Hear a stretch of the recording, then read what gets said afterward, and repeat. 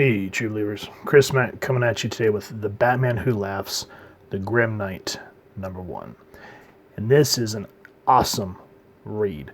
I like that we get the backstory of why this Bruce Wayne is the way he is, because I know he's just kind of peppered throughout the main Batman Who Laughs book from the 2019 series, which there was 7 issues.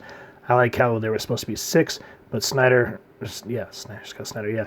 I always get him and Zack Snyder mixed up, but he threw in an extra issue just to finish the story properly, so that was awesome. So anyway, the print date on this book was May 2019, and I think it jumps somewhere between issues 4 and 5 or 5 and 6. I think that is correct. I'm not 100% sure. Oh wait, here we go. Between issues 3 and 4. Now I'm sure. So let's go ahead and dive into it. And so the book starts out in the main story. It says Gotham Now. So this is Earth Zero, and we're in the sewers. And we see a man being hauled off into the sewer. And what I like is we see the silhouette, so we don't get a full appearance of this Batman. And he goes, if there's any part of you in you, of him in you, you can't be all bad. Don't talk. I'm your friend. I'm your ally. You don't have to do this. Whatever he's making you do, we can find a way out together. And still, we don't get a full appearance of this character. He goes, that's exactly what I'm doing. And so he's asking where they are. And it says the Grim Knight knows the answer. Knows where each wire in the hubs that pass begins and ends. The serial number of each meter. He knows where they are. Crime Alley, where it all began. So as we can see right here, we kind of get this sort of noirish art style. And then after he says Crime Alley, where it all began, we segue into kind of a softer art style, kind of more of a pastel kind of memory, like the way it's painted here. It just makes it look like a memory. So we're back to this Bruce Wayne's origin, Crime Alley, Joe Chill killing his parents. And it's saying here that Bruce thought he'd be trapped in this moment forever. And perhaps in another world, he would have been. So I like the juxtaposition of art styles here. So we get this more focused, hard-lined look of reality compared to the softness of memory, because memory is always kind of clouded. So I like how there's these stark contrasts. Now, before we continue any further, Scott Snyder and James Tynion IV writing, Eduardo Risso doing the art, Dave Stewart colorist, Sal Caprano doing the lettering, Jock did the cover, Gabriel Del Otto did the variant cover, which I think that's the one I have, Dave Wilgelos, assistant editor, all the other people working on the book, Batman created by Bill Finger with Bob Kane. And so again, I like that Eduardo Risso here is using 2 different art styles with the rest of the art team to just kind of give you an establishing idea of where you're at in the book through the art, show, don't tell. And I can't help, I know this is supposed to be serious. Bruce is torn up about his parents, but it says in this world, he hears a stumble in the dark, and Joe Chill just falls.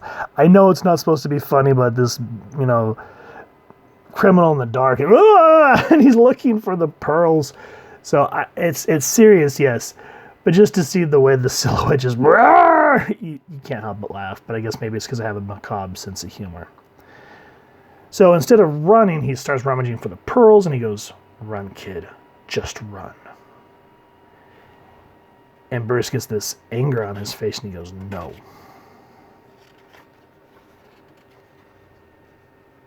And here, we see what happens if Bruce would have given into his emotions and let loose on what he wanted to do to Joe Chill. He goes, "Shut up! Shut up and die." And whew, boom, boom, blam, blows Joe Chill away. And that's some intense artwork, and I just like how the artwork again speaks for itself with the bright reds, the shadowing of the eyes, just the pain in the teeth. So we jump back to reality. And, Gordon, we finally find out the person under the hood is Gordon. And he's like, I understand the Batman Who Laughs. It's Joker corrupted him on his world. But he's like, you kill with the efficiency that the real Batman won't. How the hell does that happen? And you start to see the more of what the Grim Knight looks like. It says it happens deliberately. So here, again, we kind of get a different type of pastel work. And what I like is how each time we go back in memory, how the artwork changes. So it just shows that this art team can switch it up so they're not like one-trick ponies. And it helps, what's the word I'm looking for? Not exacerbate. Enhance. Thank you. Enhance. I can't think of Super Troopers now. We get more of a noirish tell. Looks like Frank Miller's Year One, where he's cracking the bricks, busting the tree. He's saying it happens with training, with discipline. And instead of going and seeking like the best in the world, it says he turned to every assassin and soldier of fortune he could find. And here we get the iconic scene of him in the study. But here it says he needed a way to kill evil. And instead of sitting in the chair bleeding to death from his first failed attempt out, we see that he is forming his own militaristic style. It says he needs more than guns and knives and bullets. Something larger than all of that, and far more deadly. So when the bat smashes through the window, we see Bruce fire a shot. And right there he goes, yes, Father. I shall become a bat. So I like how they took Frank Miller's idea from Year One and twisted it. That's a really cool idea. And then again, same thing when he goes in Year One. If you haven't read that, seriously go check that book out. It's in Collected Trade. Off the top of my head, I can't remember what numbers it was. It was the main Batman title. I think it was like 404 through 407, I think. Or, yeah, something like that. But anyway, in that series, because at this time it's taking place in the past, Gotham is run by the mob. And Bruce goes and makes an appearance and scares everyone. And he goes, you feasted well on the people of Gotham, and this ends tonight. And so he shakes them up in our reality. But here, we kind of get the same dialogue. He goes, ladies and gentlemen, you've eaten well. You've eaten Gotham's wealth, its spirit. Your feast is over. Oh my God. He burns these people alive. Now, this is some horrific subject matter, but in terms of art, gorgeous, gorgeous piece. This looks like something you'd see like out of the old Silver Age like horror magazines. Like you can see that like on a Tales of the Crypt or something like that, just, or maybe even a Vertigo comic. And then we got back to the stark contrast of reality. And so Gordon is still demanding to know what it was that changed this Batman. He goes, you want to know? Come and meet him. He's just up ahead. And again, I like how it segues back into this Batman's Earth. Now, one thing that drives me batty, pun intended, is each Batman that we've gone through, we figure out what Earth they're from. So like -1 was Devastator, -32 was, I believe, the Dawnbreaker, etc., and so forth. But they never tell you what Earth this was. It'd been kind of interesting just to know, but we don't get that. If you guys have ever been able to decipher it, let me know down in the comments. But here, again, we kind of harken back to a feel of Year One. Gordon's telling people we need to take this bat serious, because after all the mobsters were killed, we see all these other characters that he's already murdered. So like Black Skull, Penguin, Croc, the Red Hood, because there's a dialogue in the towards the beginning where there's a monologue of the Grim Knight, and he's saying how on his Earth he never dealt with colorful heroes or villains like with this Batman, because he would just put an end to it.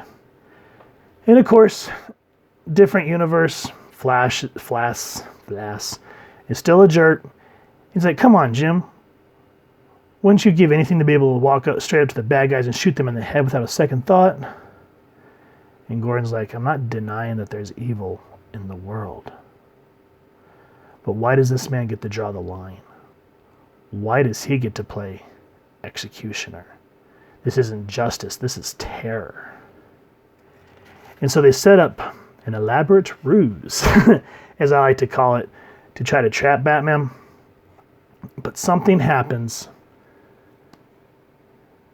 that takes out all the SWAT men, and what Gordon thought he had in control of, no, he's not in control. I don't want to explain what's happening on this panel. It's quite intense. So please make sure to read this book in its entirety to find out what's going on here. But I like how this Batman is just like you've sent them walking to their deaths in each of those arsenals you thought you were raiding. And you just see the look of terror and just defeat in Gordon's face.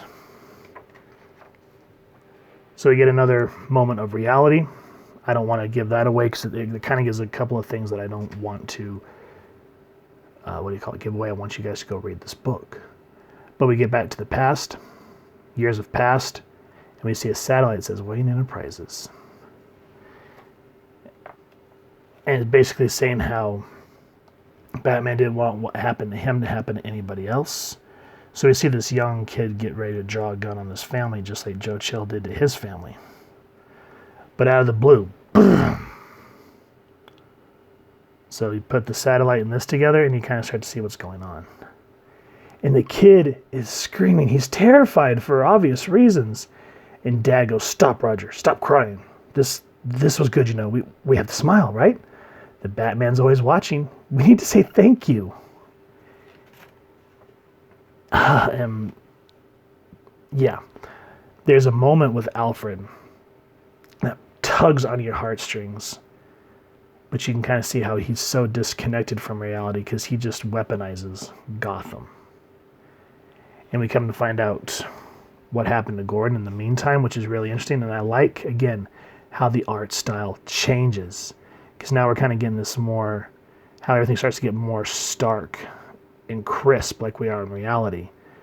So the memories kind of get more and more to its fruition or crescendo of the story.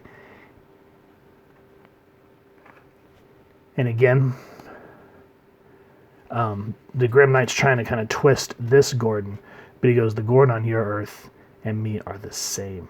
I would have done the exact same thing. But this Batman doesn't believe it. He thinks he's like, you're soft.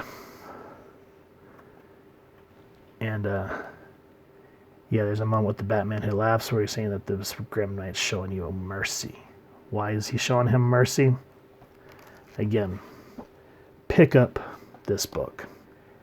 You don't, and then what I like is, even though this ties in with the Batman Who Laughs story arc that happens, and this again happens between issues 3 and 4, you don't have to know the whole thing, because this is just focusing on this character, because we don't get to know a whole lot about him.